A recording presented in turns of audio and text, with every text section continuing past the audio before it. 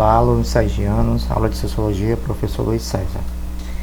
Sérgio Frei José Ademir de Almeida. Então, nosso tema de hoje, gente, é o trabalho e suas metamorfoses, etapa 1, capítulo 12. Segundo exercício. Ao analisar esse vídeo, você vai responder a primeira questão até a oitava do exercício. Então, gente, aqui nós vamos falar um pouco da evolução do trabalho no contexto histórico.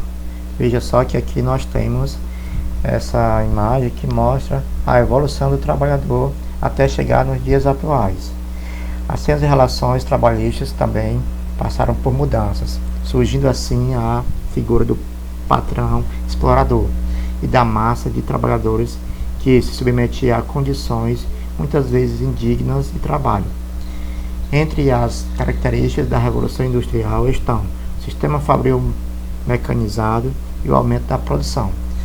Hoje nós temos uma evolução no sistema fabril e isso gera o quê? Um aumento da produção. E quem é que lucra? Sempre vai ser o empresário. E o Marx vai fazer uma severa crítica a esse contexto, a esse sistema dos dias atuais. Naquele período, Marx já criticava. Então, o trabalho é definido por Karl Marx como uma atividade sobre a qual o ser humano emprega sua força para produzir os meios para o seu sustento. A relação entre trabalho e subsistência ou sobrevivência era íntima e direta. Foi por essa razão que Marx definiu a força de trabalho como o bem inalienável do ser humano.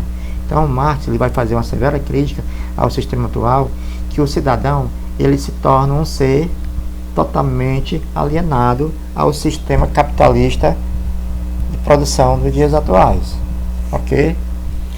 Então, assim, para Marx, o trabalho que deveria ser humanizador sob o capitalismo e o seu contrário, pois na forma de mercadoria é alienante, porque o trabalhador desconhece o próprio processo produtivo e o valor que agrega ao produto, além de não se identificar com os produtos de seu trabalho explorador.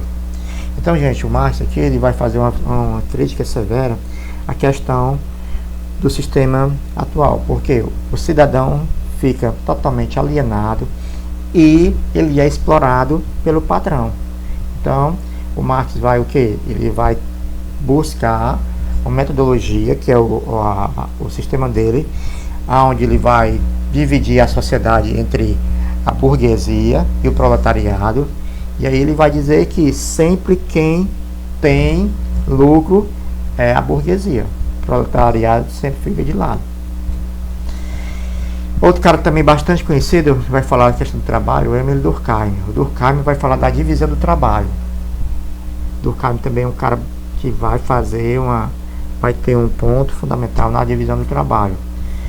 São os fatores que unem os indivíduos de uma sociedade, pois geram um sentimento de solidariedade entre aqueles que realizam as mesmas funções.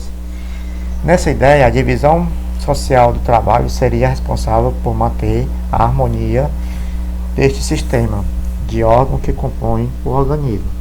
Então, gente, aqui o Durkheim ele vai dividir o trabalho em dois contextos. O Durkheim desenvolveu a solidariedade social, refletindo também sobre a solidariedade mecânica e a orgânica.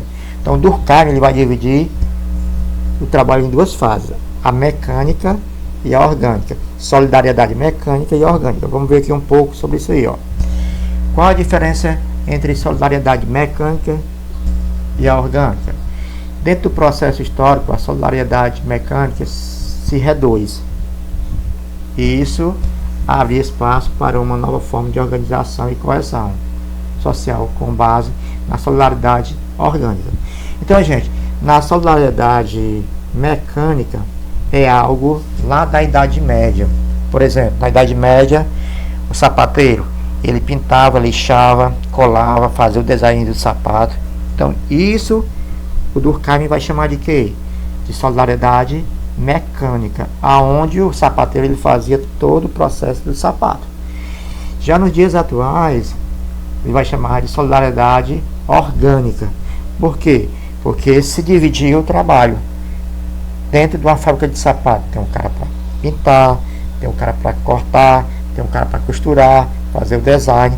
Então, isso é a visão de Durkheim dentro do mundo do trabalho. O trabalho hoje está dividido em solidariedade mecânica e orgânica. Então, gente, nós temos aqui as fontes de referência de pesquisa. Enfim, qualquer dúvida você pode chamar no WhatsApp, você pode dar uma lida no livro novamente, ou então ver o vídeo novamente. E qualquer dúvida chama no WhatsApp, ok? Bons estudos!